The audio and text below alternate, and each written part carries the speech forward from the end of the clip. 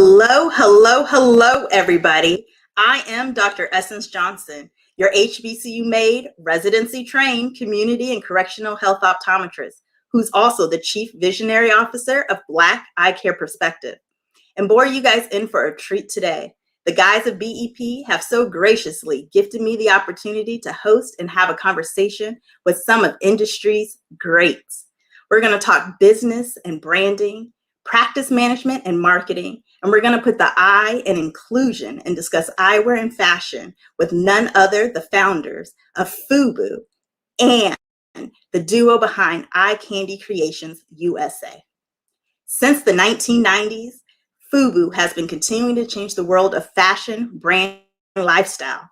It is an honor and privilege to introduce to you the founders, Carl Brown, J. Alexander Martin, Keith Perrin, and Daymond John, who will be joining us later.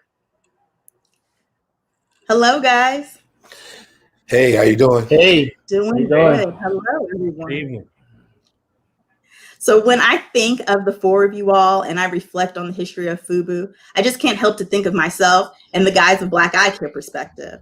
Four partners with determination, excellence, boldness, and courage to go against the grain with a purpose and a passion. So before we get into anything else, I would really love it if you guys can just share the history and the evolution of FUBU. You know, just talk about it from a then and now perspective. And how does your 21st century relaunch compare to the historic 90s launch of the brand? Who wants to go first? You. Well, FUBU again is one of the most iconic brands there is when it comes to urban fashion. We have probably pretty much set ourselves apart from everyone and anyone that's pretty much been in the landscape because we've outlasted all of them. We've had countless of licensees to date, and most notable right now is this eyewear that we're all wearing, Keith, Carl, and I, and Daymond, when he's coming on a little later. FUBU's never left the marketplace. It's always been around in some way or form, either overseas or within the U.S. And again, we're here to stay, and we're here to stay. I like that. Keith, Carl, how about you? You want to go, Carl? I guess I can start with how the company started, where it originated from. We're all from Hollis, Queens, New York. I guess if you're from Harlem, you consider that the suburbs, but we don't consider ourselves the suburbs. But we're all from Hollis, Queens. We all grew up together throughout elementary school, junior high school, and high school. And at the time when we were into hip hop fashion, when hip hop was really on its way up and a lot of things were really happening within that genre of music, there was a rumor that a certain clothing company wasn't making their clothing for Black kids. And whether it be a rumor or not, it got around to us, and we figured, maybe we should start a clothing company that represented us kids that were supporting these lines. Like a lot of these lines at the time, they were making clothing. They wasn't for us. They would make their jeans a little tighter. The fits didn't really fit us, but we would make them by them a size or two larger. Just make them fit the way we wanted them to fit. And instead of doing that, we decided to make our own brand that kind of addressed the things that we wanted to see in the clothing company. So we started our company like in the early 90s, 91, 92. And do a lot of diversity, a lot of hard work. We eventually got it to a point to where it started creating a living. We started creating a living for ourselves. So we started small, a couple of T-shirts, some hats, and we really just reinvested and continued to reinvest in the company until it worked for us. But it didn't work obviously every time, but eventually we caught a right wave, and things worked out for us. I'll jump in now. I like to say that, we were persistent, because when we first started the brand, we knew we had something. We just didn't know how big it was going to be or when it was going to break, and or when we were going to get out of break. But we knew we had something, and we stuck at it. And a few years later, we worked for 4 years. A lot of people don't know we worked for 4 years straight with no pay. And I always ask that question to a lot of kids when I go out and speak. Just, can you work for 4 years at a company and not get paid? And everybody hand is like, hell no, I can't do that. But like I said, we knew we had something. And once we got our break and got our deal, we moved into the Empire State Building. We did a deal with LL Cool J, who, is one of our biggest supporters and biggest friends that we have out there right now. So he came on, and he, obviously, you guys know what he did. He wore it everywhere, movies, TV shows, the Gap commercial, which, in turn basically took us over the top. And then, when we got into the early 2000s, we started to figure out, because we only thought it was going to last about 4 years. So when we got into the early 2000s, we decided to go overseas and open up some freestanding stores overseas. And in doing so, that catapulted our brand to another level. And those stores stayed open 5, 6, 7 years. And it created a presence overseas that we didn't realize, because we were over here, but overseas we were huge. And, later on down the line, places like Philippines and Korea and Japan and places like that, they never stopped wearing it. So that's why when Jay said, we've never left, that's what he mean by that. But over here, we saturated the market a little bit, because we thought we had to sell as many clothes as possible. And, we just oversaturated the market. So you would go into a club and people would see, you would have on an outfit and you think you're fly. And then you look across the club and, 4 other people got your outfit on. So it became a little oversaturated. But, we stuck with it. And around 2008, we kind of shut it down a little bit because of the whole the market crashing and all that stuff. And we all figured out what we wanted to do, other projects. I know I'm doing FUBU Radio. Jay is doing FUBU Forest Bias Network. Carl is into the real estate, trying to build our first FUBU hotel.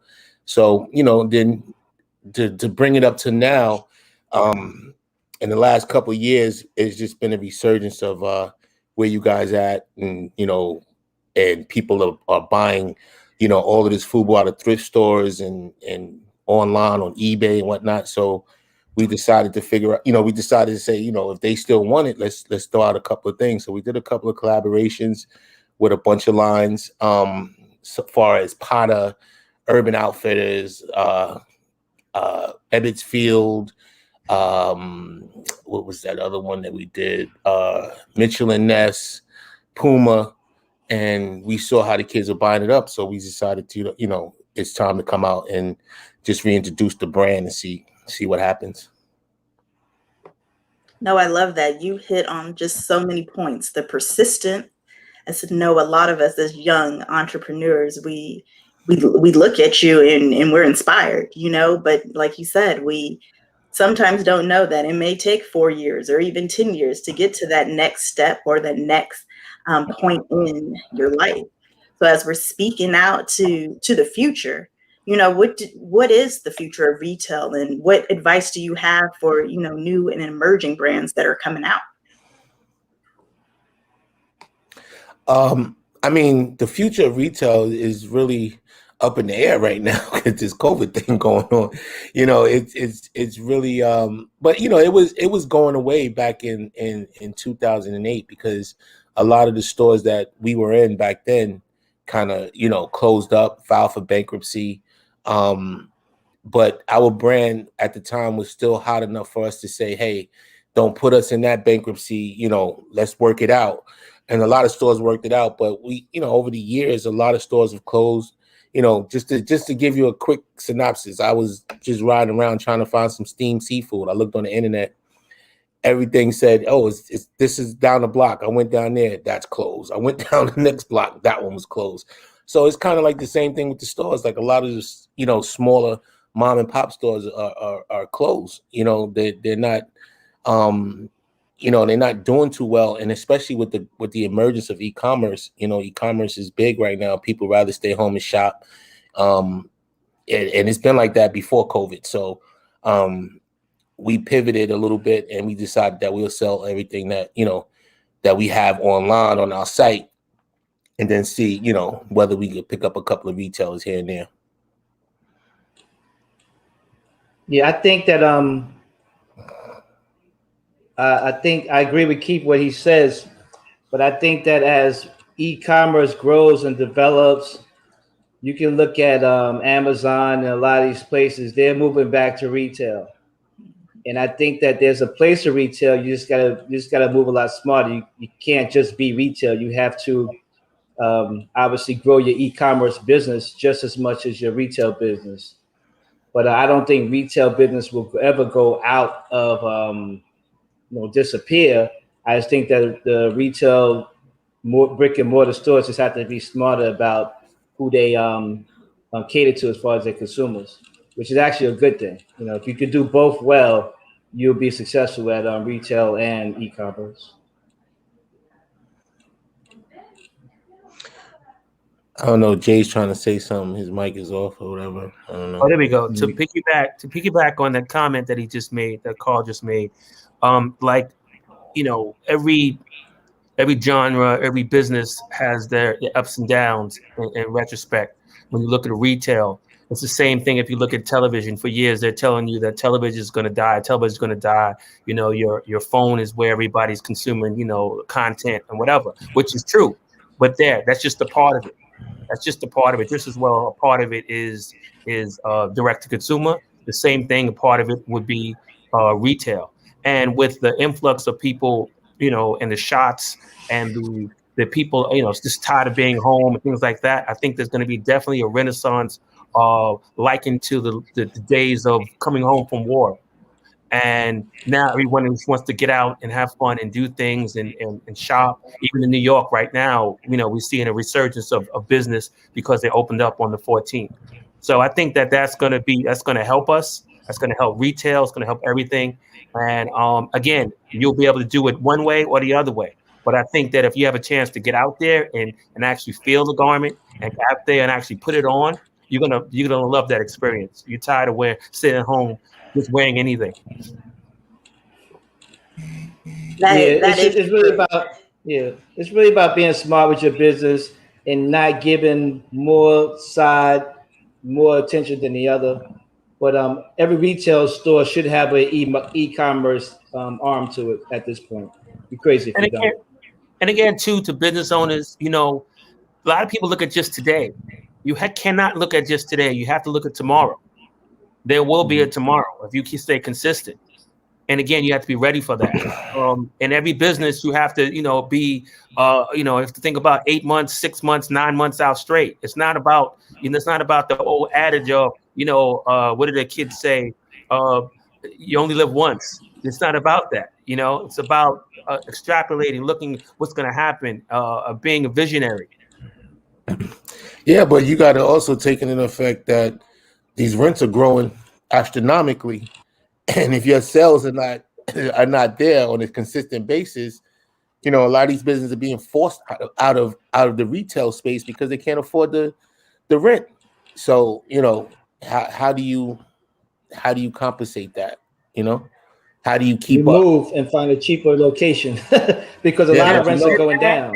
In actuality, right now, New York is down. I think New York is down about maybe 25-30% in their rates right now. So this may be a good time to renegotiate your lease or find a new location. But I just don't know if I would just automatically shut retail out because of the moment we're in.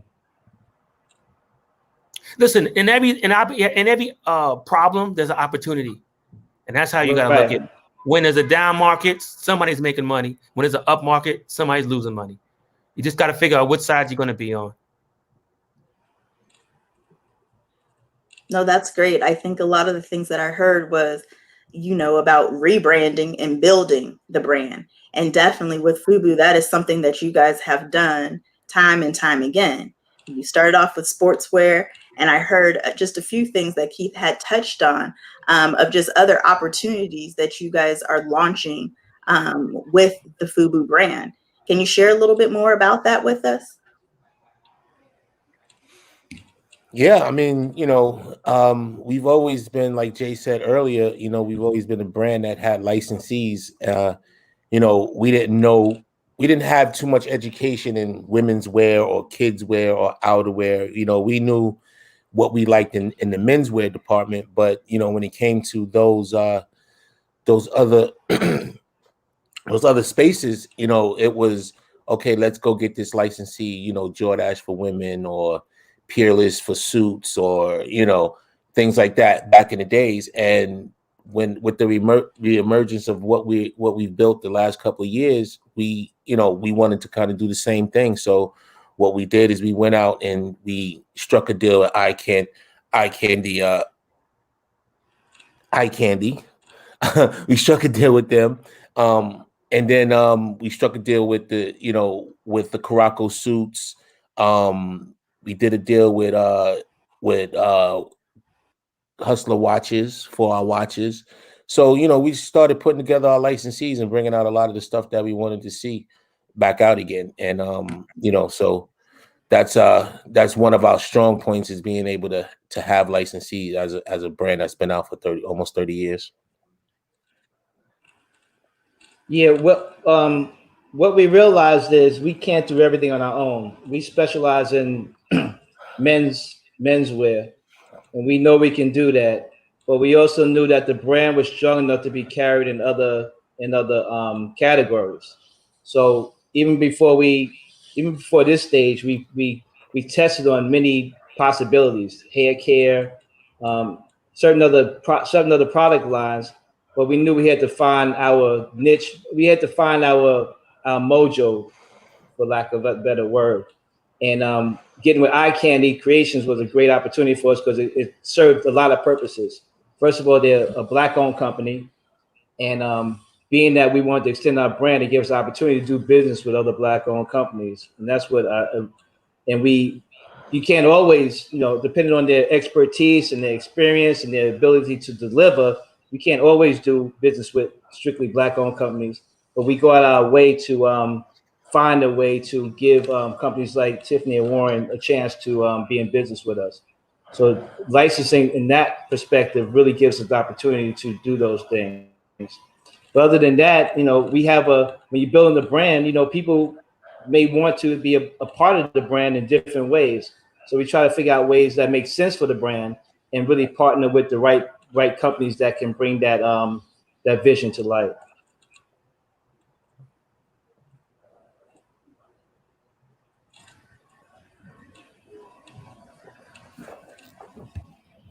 No, I love that, Carl. I mean, you brought up Eye Candy Creations, and we're going to definitely get into more detail with them.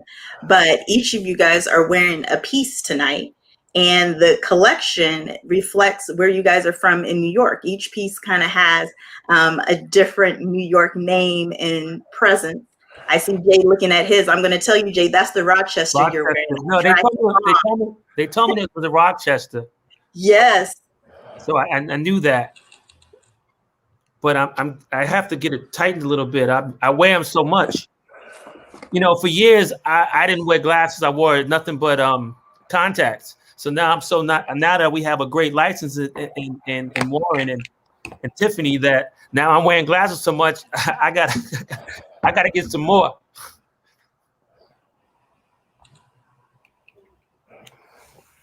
I got on the Bryants.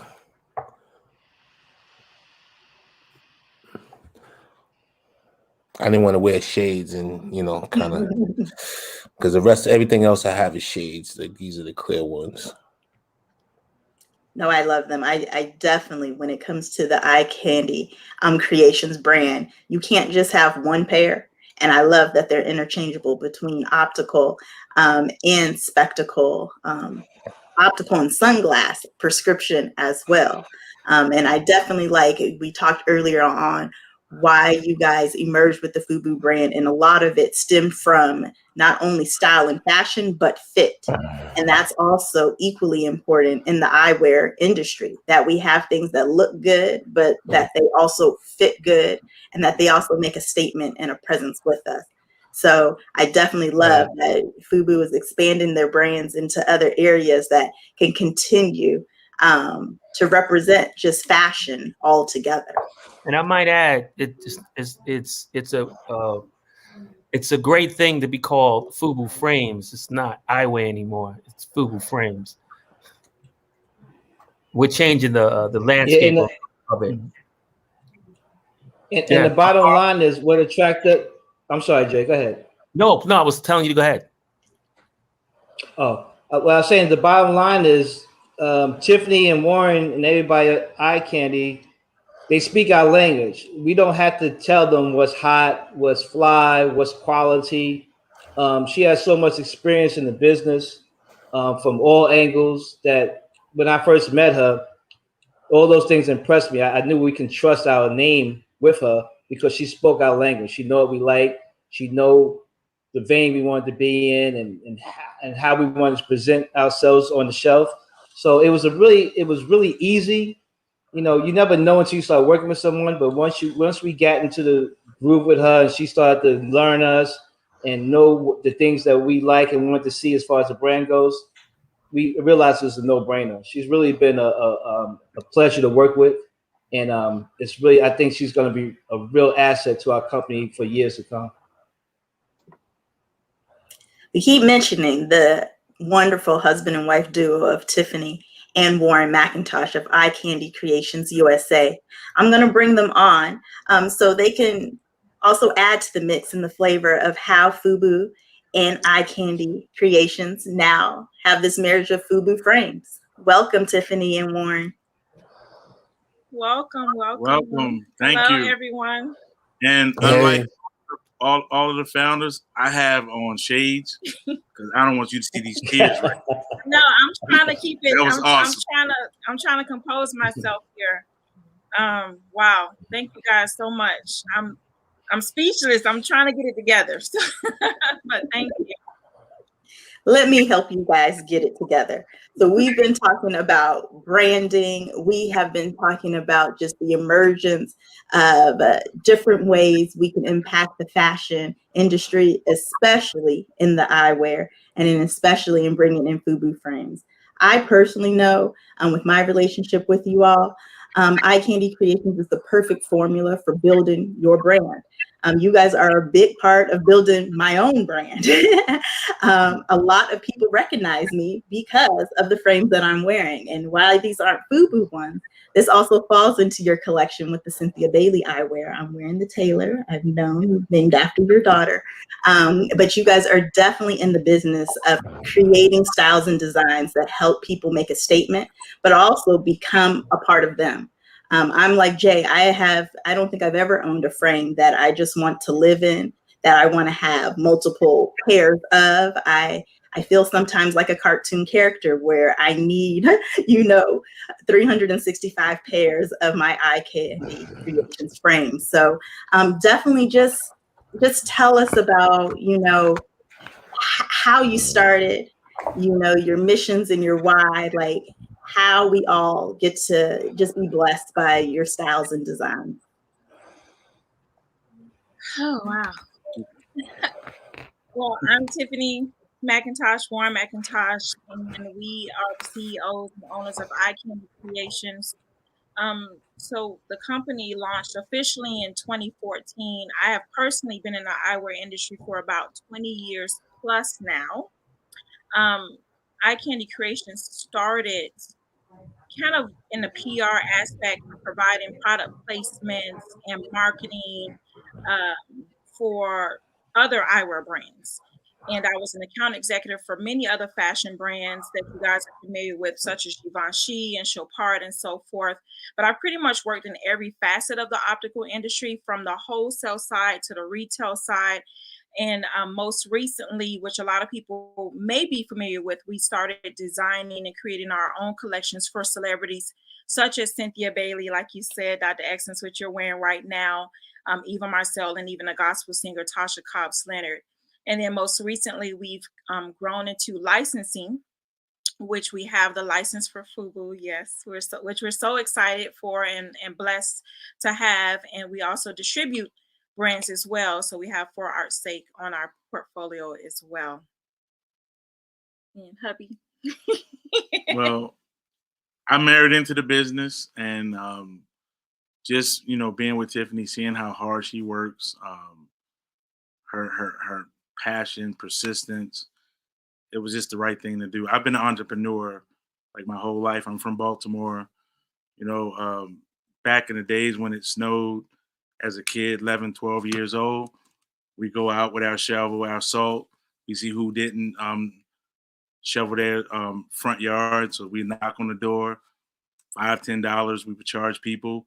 And so I've been an entrepreneur. Me and Tiffany started dating. She started, we started traveling together, and I just saw her, like, her passion, her drive to this industry. And it was only right. Like, I feel like we were called to this, more than, like, some people say, what made us do this? Why?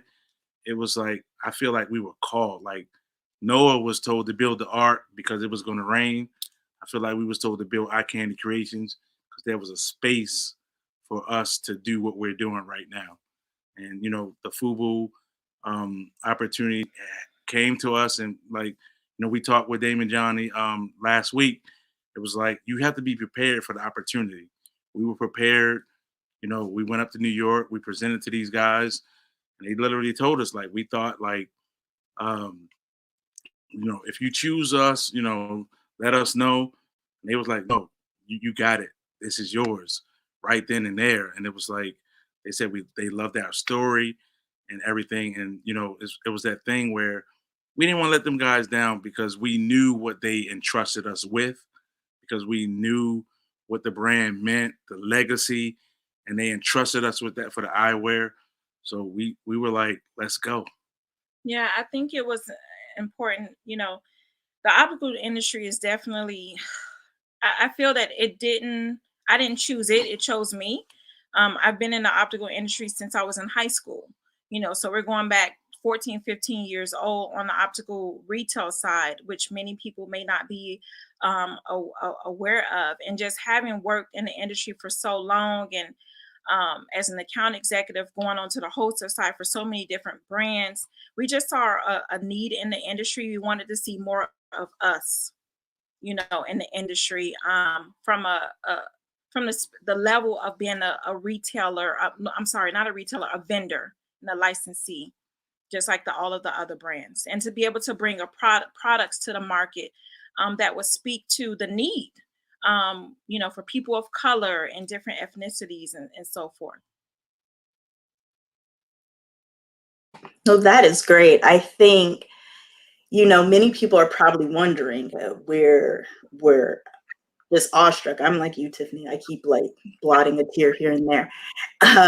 When you have that opportunity to pitch to the ultimate shark, you guys were on your own Shark Tank. It may not have been televised, but you guys had the opportunity to just make the pitch of all pitches. And now here we are with a license. Can you just tell us more about just what that process even looks like? What was going on?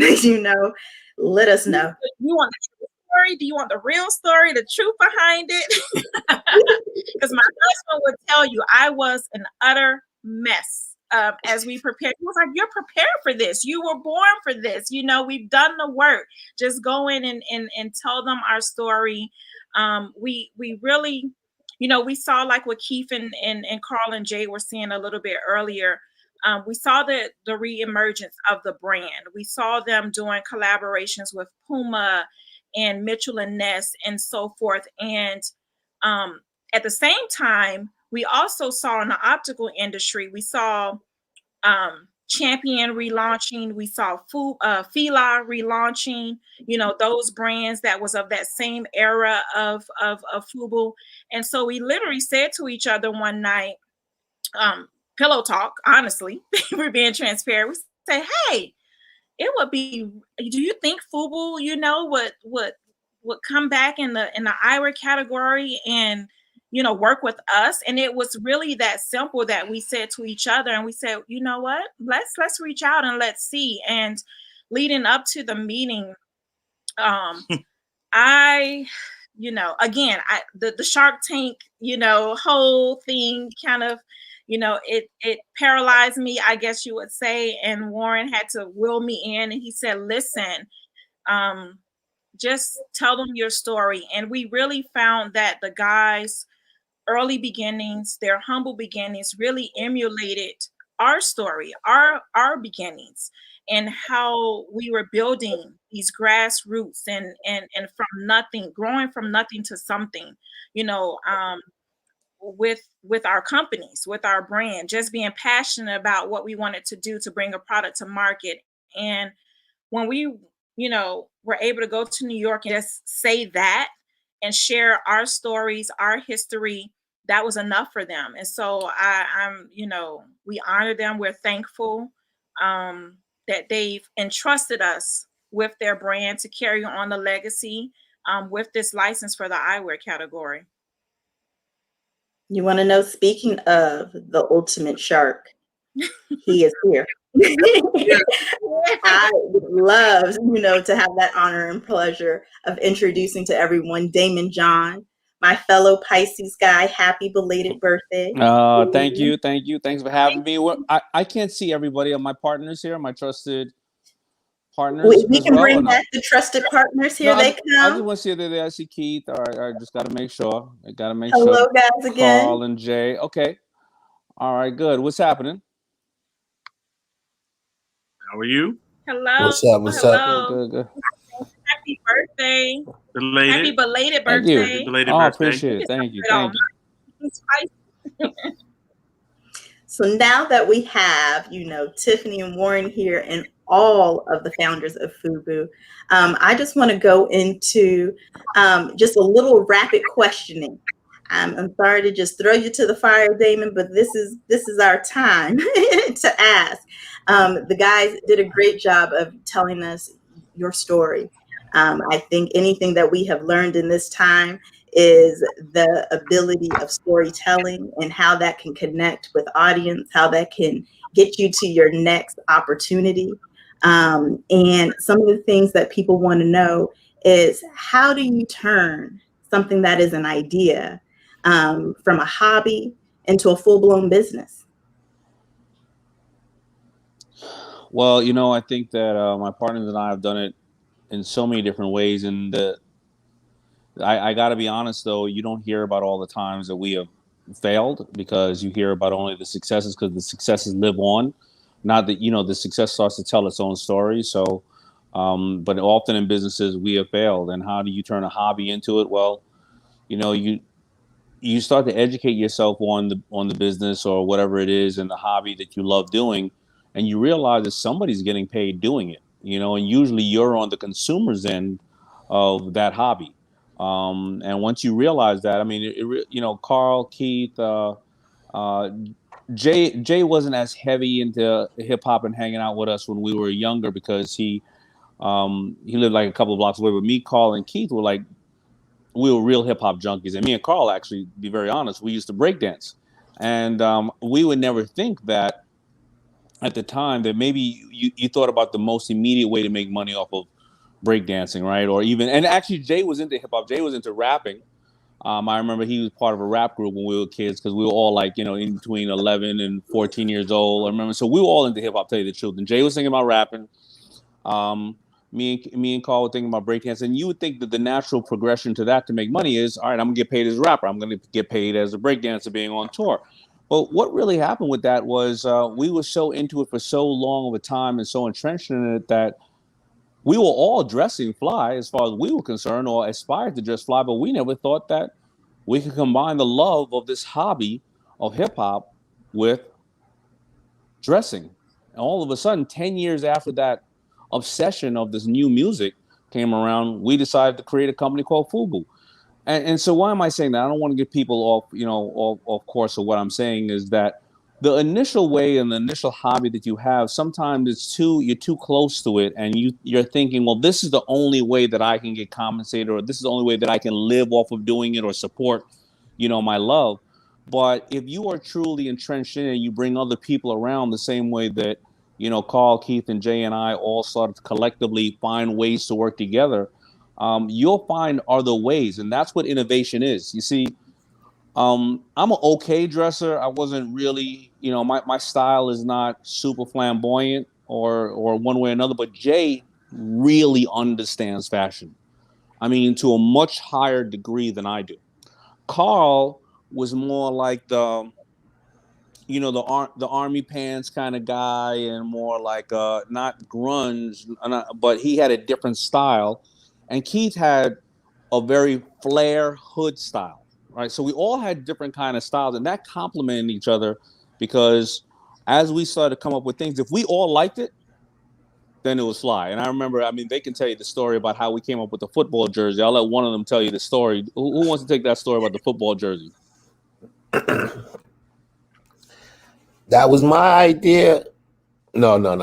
It's actually Simeon Rice was NFL football player. He used to always wear this jersey to our office, and we was he didn't wear the jersey. He gave us the jersey. He gave me the jersey. I said, "Yo, that jersey's fly. Let me get send me one." He sent me one, and I used to wear it around the office. And then everybody kept saying, "Yo, we should make football jerseys. We should make football jerseys." And then we wound up making this jersey, and hold on. See, now Keith all of a sudden got amnesia. Carl, you take the damn story over. I'm gonna tell you the story, Keith, if you don't remember. You usually have a better memory than me. He sent us all jerseys. You was wearing it once in a while, and one day we were all at the damn water cooler, and every one of us, all four of us, had on that goddamn jersey. That. You don't remember that, right? Yeah, something too much. Something happening, man. And remember, we all looked at each other, and then I think it was Jay said, or one of us said, "Yo, we need to make this jersey," and it was because we were all wearing it. So Keith messed up the whole thing. Thank God. We boys, I could yell at, because he usually remembers almost everything, and I forget everything. See, I forgot even the damn question, the original question. All right, listen, you know what? Follow your dreams. No, I think that is perfect. Another question would be, what are some indicators that it's time to diversify your product and your service offerings? We were talking how FUBU started off with menswear. Now we're into FUBU Frames. You guys have done everything: bedwear, tuxedos, all kinds of things. Well, I don't want to cover anything that my partners already covered, but we all know, we as our partners, we know what it is. It is when you have your finger on the pulse, when you really are listening really well to the right customer. We had a lot of options throughout the FUBU years of doing things that were not necessarily in what the customer thought of FUBU as. Especially, I remember the time when Jenko was super hot, and we were in other places, and it was already questionable, should we be in a JCPenney's? Because the hood wasn't really necessarily in JCPenney's, and a lot of the moms were in there, and we were in fly stores. But we knew to expand the brand across the country, we needed to be in the Kohl's and the JCPenney's and other places that the 10% wouldn't deem to be fly. So it was already questionable about us being there, but we wanted to be able to let people touch the brand no matter what. All right, because when you have something that's hot or a great brand, they're going to want to touch you, and if you don't supply to them, somebody's going to come in and take that space, or somebody's going to counterfeit you. We would notice that happening. But there were certain points where the buyer, who now is giving you a lot of money, who is your customer at the end of the day, is telling you, "Yo, I need, you need to do like Jinko and have those wide pant legs." Nothing against that. That's what they were. In our community, obviously, that's bell bottoms, but in their community, that was for the skateboarding kids. And we were like, "No, we're not going to do that." However, we knew who our end customer was, and it wasn't JCPenney's, and nothing wrong with JCPenney.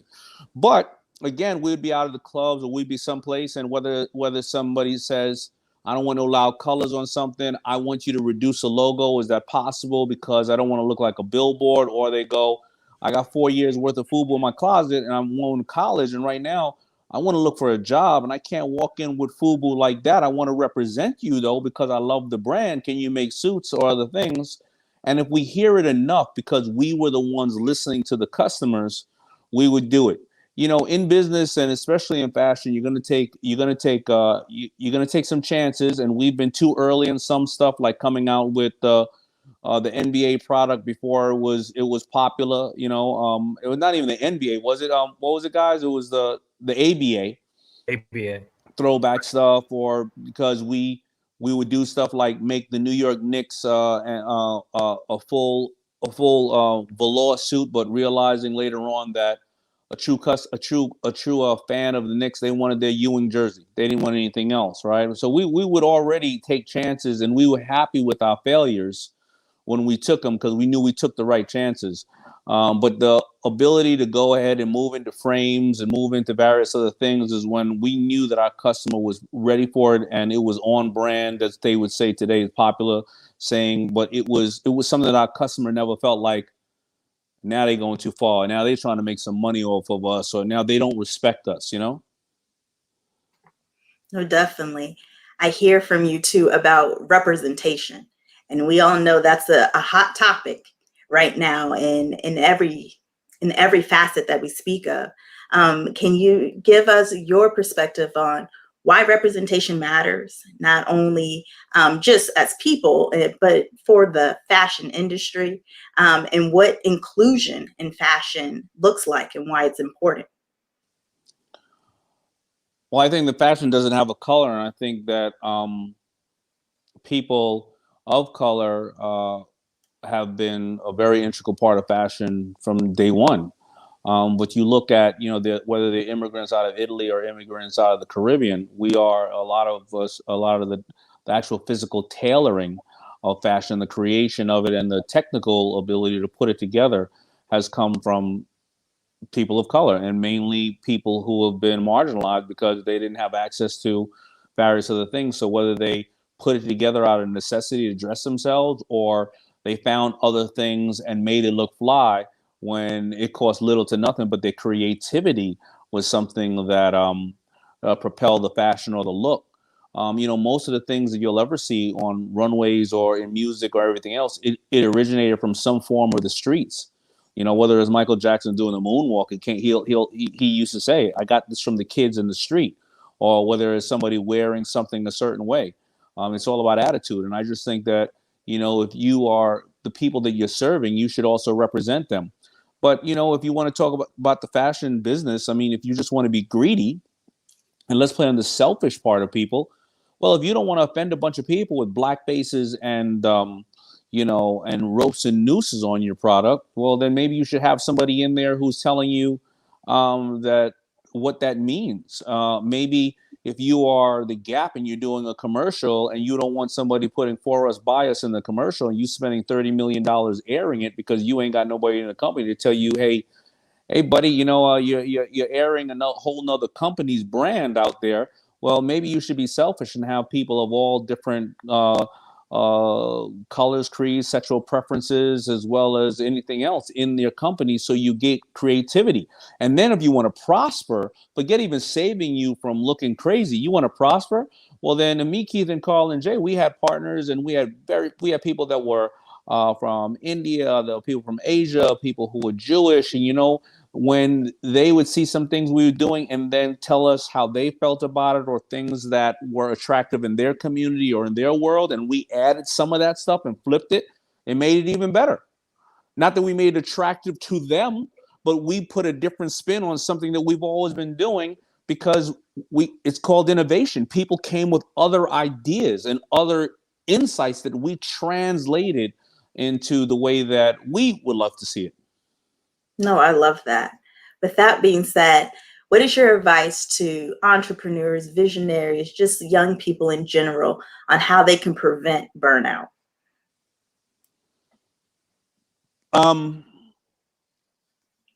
It is very hard. Listen, you have to understand what you're willing to sacrifice. My partners and I, we sacrificed everything. When we were going through it, we didn't have any. I think Carl and Keith had babies, but we were working 20-hour days, and we were able to do that at a certain age, at 20 or 25, not as much at 30. And we were burnt out a little bit, but we were also doing something again we love. And I know that sounds all warm and fuzzy, like go and do something you love, but if Jay went around to 100 fabric stores and 100 factories, when he left and came back and he was at the house and he was dead tired, he didn't want to quit. He just thought about he thought about how many factories now that he didn't have to go to, because he just went to 100. So now he only got 2,000 more to go to. And he was excited about that. If Keith sat on a video set all day with a bunch of shirts, and then I think it was Jay one day, I think you sat on a video set and for a Grand Poobah video set for like 18 hours. And I think that they came to you at the end of the set. They kept going 1 minute. And in the 18 hours, they were like, beat it, buddy. But, Jay was able to be on a video set all day. It was frustrating. And he could have been, working a job at the time and being able to pay himself, but we didn't get burned out on what we were doing. Now, as somebody who is 50 years old, do we face burnout? Absolutely. Right. And I do want to be able to be with my daughter and give her a hug, like, you with yours and all of us want to. So now, if I'm talking to the professionals, it is, how do you schedule the time in your life for the ones that you love and put them first? Because we're always going to need to be on a Zoom, a train, a plane, or automobile, or whatever the case is. I mean, right now, because it was my birthday, and I looked in the mirror. The other day, and I said, "Damn, I need to lose weight." Well, I'm in the damn gym while I'm doing this, because I have to schedule the gym. But I know that I have a responsibility, and I love, obviously, our partnership, and I wanted to be here. But I'm going to put those both in, and I don't think anybody here can object to that. And I think that the best part about right now, if you're all facing burnout and you want to have some separate time with some times to yourselves, here's the best part. Since COVID, the universe is on your side, and ain't nobody gonna get mad at you seeing your baby running around naked in the background or hearing some stuff going on, because they're gonna relate to it. And you're gonna be like, hey, yo, you know what I'm going through? They be like, yo, I hear you. My baby naked over there. So I think that at least use that right now and try to find that time, for yourself, but make sure that you make that time for yourself. No, I love it. We are most appreciative for the time that you guys have carved out for us tonight. Jay, Keith, Carl, Daymond, do you guys have any final thoughts for us?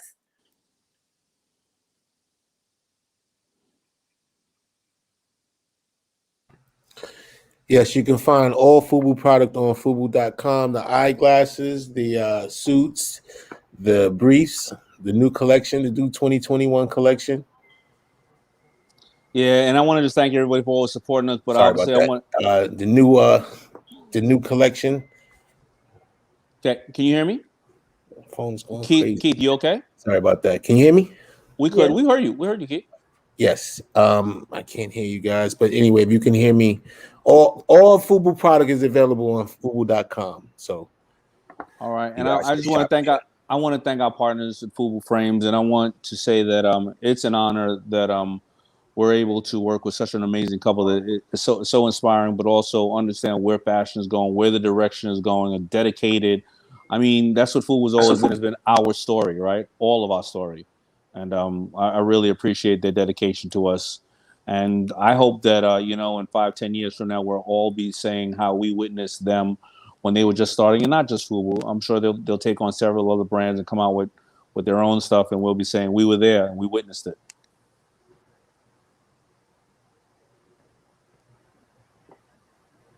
No, thank you guys. We are all. Go ahead, Tiffany. No, I was just saying thank you to Daymond and Keith, Carl, and Jay for everything, and for taking the time to join us tonight, and again for entrusting us with the brand. Thank you guys so much. No, thank you guys. I just wanted to say, thank you for the opportunity, because you guys. We talked to Daymond last week, and we talked about opportunity and being prepared. You guys gave us the opportunity. We were prepared, and we're here today. And just want to say thank you again. And I want to thank you guys for putting out such a wonderful product. I mean, I can't go anywhere without anybody commenting on my frame. So thank you guys for stepping up to the plate and knocking that ball out the park. Thank you. All right, y'all. Peace. Thank you, guys. Have a great night. Be safe. And thank you for all the advice. Thank you. All right, y'all.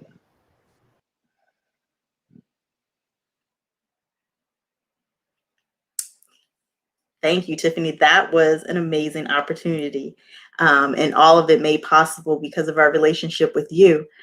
Let's talk about these frames. I'm excited about this part. I want to bring on some of our colleagues, some of our friends in the industry as well, that they can't keep FUBU frames in their opticals and in their offices. So joining us, we're going to have Dr. Janelle Davison and Dr. Ansel Johnson, and we're going to have a little frame show for you guys. We heard about them, we see them, they want to know more about the Warren, the Rochester, the Chelsea, and we have the Blues. Hello, Dr. Blue and Mr. Blue. Hello. So these are the people that keep us working late at night, right there on the screen. Everybody, they keep us working late, but we love it and we do it for you. No, I want you guys to go ahead and take it away, Tiffany and Warren. Tell us about how things are going, how some of your star clients here are keeping everything in business and everything moving and fitting people in the FUBU frame. So I want you guys to just start and kick it off. And then all of our doctors, I would love to hear, just your experiences with it. What are some of the highlights? What are some of the pearls of wisdom you can give to our other colleagues about introducing FUBU frames into their opticals? But as you said it, they have firsthand experience, with the brand. So I really look to them for them giving their feedback. We had the opportunity to recently. We were down in Birmingham with Dr. Blue and Kamara, the Blues of Blue Vision, and we did a trunk show, and they can speak to that to show how within one day, I believe we sold 10, 15 pair. It's just been really, really amazing. The response to the collection has been amazing. The support of the brand has been amazing. And we're just so grateful and so thankful that people are loving the collection, the brand. There's definitely something for everybody within the collection. When we designed the brand, we wanted it to become the core bread and butter, of every single practice that carries it, where it was something that can fit for your petite adults to someone, to your oversized PD patients. I have a 70 PD, so it was always hard for me to find frames. And so we definitely wanted to make sure that we captured, all of that within the collection. But we're so grateful to Dr. Janelle. Dr. Johnson was one of our first practice. Well, actually, each one of them, the Blues were the first in Birmingham. Dr. Johnson was the first practice in Chicago, and Dr. Janelle was our first here in Atlanta to bring the collection in. So I definitely would love for you guys to hear, how the brand has been doing in their stores. I'll start because Tiffany and Warren, I think we go back a little bit in terms of Vision Expo East about 2 years ago. And I saw this couple and I was so excited. FUBU, and I've been in the business long enough to see other celebrity names being licensed to majority companies, and the quality was not that good. And so kind of disappointing in that respect. But I was so excited to talk to an African-American licensee of an African-American brand. And in my business, I really try to give them extra attention because we know the percentage of African-Americans in this industry is so low. But not only that, I saw the frame models at that time were different from what you've reintroduced as FUBU. So I was extremely impressed with the quality FUBU of lines that are much, much more expensive. So FUBU is not only good value, it's excellent quality. And I thought I had a FUBU case here to show people, but just the case by itself in terms of adding value and how it's packaged. So think about Apple and how they package their laptops and their things of that nature. There you go. They package things very nice. This is just high quality stuff. So that's one thing I'm impressed. And with styles. And so I told them back then, Chicago is the #3 market in the United States. So we are, and obviously because of COVID and the weather, but we are going to do a big time rollout for FUBU eyewear in Chicagoland area. So everybody just stay tuned, strap your seatbelts on, and we're going to blow it up in Chi-Town for FUBU eyewear. I'm just excited for you guys. I'm so happy for you guys. And I just am blessed to be a part of that and give you guys some good trouble in Chi-Town.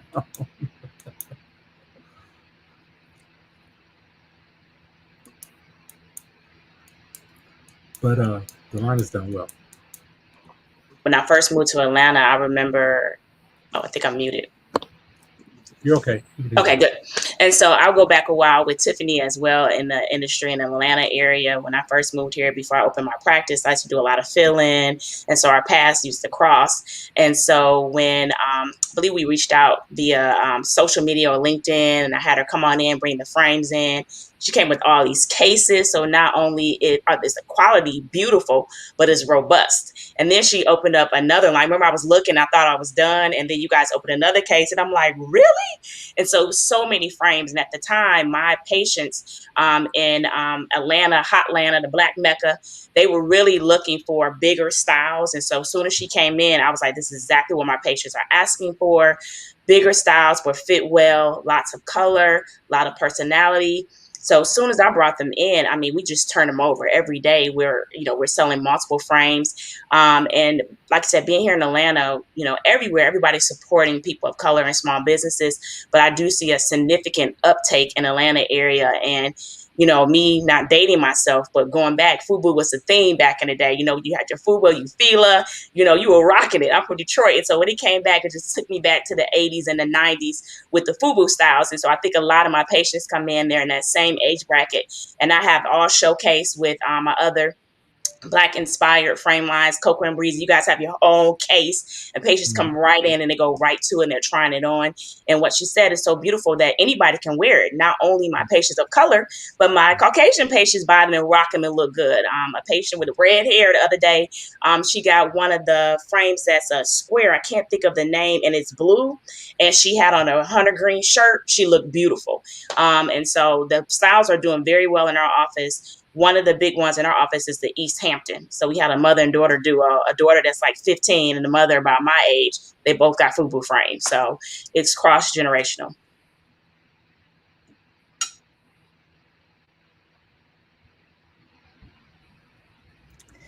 Hello, everyone. So we are a brand new practice here in Birmingham, Alabama. We literally will make 1 month tomorrow. So our first vendor meeting was with EyeCare Creations. I knew we were planning to open up, so I started watching my colleagues. I saw Dr. Janelle, I saw Dr. Ansel, I saw other doctors that were talking about the FUBU brand, that were wanting to bring it on. So I was like, hey, let's check it out. So I told my husband, I said, hey, we're gonna book this meeting.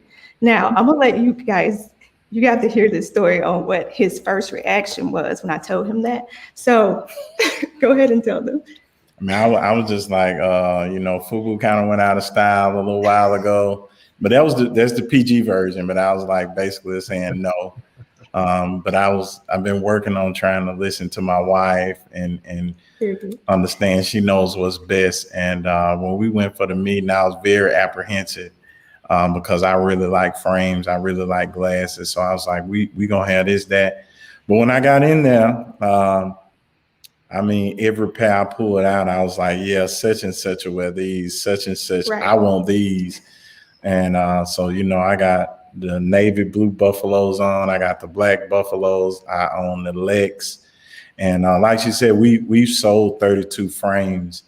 Out of the 39 styles that we initially bought into, we've already reordered, 3 times so far? And we'll be open a month, guys, tomorrow. We just ran out of our last clear Essex and the brown Essex, so we don't have any more Essex. Yeah, they're flying off the shelf. Like, even before I open, I let certain patients kind of have a private showing before we actually open. They were flying then. It is really amazing. So, I wanted to bring something different to the Birmingham area that nobody else had. And so when we met with those, we jumped right in and we were sold. And we've been doing good. Yeah. We've been doing real good with them. And I think it's just the atmosphere is very just fertile for people supporting Black business. And, with the style and the quality that comes with it. I think I saw somebody was like, we in the new, because, I'm a Q. I see somebody with something else in the back like that. But I was like, hey, when are we going to get the matte buffalo purple so that I can be around the bros with the but I'm just excited for Warren and Tiffany, very cool people. They spent the day with us. And I mean, it's just good vibes, and people in Birmingham are really excited about them. And I love showing them to them and not saying what they are. And then they be like, well, what kind of these? I was like, those FUBU. And they turn, they like, really? I was like, yeah. Yeah. And so it's awesome.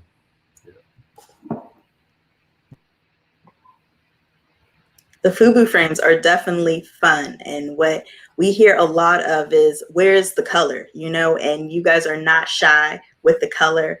There's burgundies, navies, hunter greens, and there's so many different variations of tortoise. I'm blown away. I really love the Tokyo tortoise one, the gold stainless steels that you guys have, just the accents over the brows, those double brow bars. All of those make the FUBU frames just very, very unique. And, while we're speaking of that, thank you, Dr. Blue, Dr. Davison, Dr. Johnson, for sharing your stories. Tiffany and Warren, how can more doctors bring FUBU frames into their collection? Call us. Call me. Call us. We're here. You can reach out to us via email, phone, obviously through Black EyeCare Perspective as well. I think you spoke on it a little earlier, how we've partnered and become a preferred vendor, which we're grateful for, with the Black EyeCare Perspective. But yes, we are growing, and we are right now adding sales reps across the U.S. A lot of people want to see me and Warren, which we love. We love traveling and actually being in the field and being very hands-on. I think I'm kind of like stingy with my, I want, I just love being in the field actually with all of the accounts on the collection, obviously because we're passionate about it, and we feel obviously no one can sell the brand or present it better than us, because it's like it's our babies. But they can reach out, our email, info@eyecandycreations.us, info@FUBUFrames.com. On our website, once you become an account of ours, we have a store locator, so that the end consumers can find them. But yeah, we're ready. Oh, I love that. When we talk inclusion in eyewear, inclusion in eyewear fashion, we're not only talking about the different varieties of frames, but we're also talking about diversifying our vendors, especially supporting our independent eyewear lines and our Black-owned businesses. So we are definitely putting out that call to action to call Tiffany and Warren, to reach out to Eye Candy Creations USA and mention our special code, our BEP ECC 13, and we have a special treat and discount for anyone that reaches out to Eye Candy Creations, to Tiffany and Warren, and mention that code. They will help you bring FUBU frames and any of their lines into your optical and your practice. Well, thank you, Tiffany and Warren. It has been a special treat for me as well, celebrating a birthday this week, and to meet with you all and get closer into this eye candy creation family. So thank you, thank you, thank you. And I cannot wait to add a FUBU frame or 2 or 3 into my collection as well. So thank you guys, and everyone have a good night. Thank you so much. Thank you you. guys. Thank you.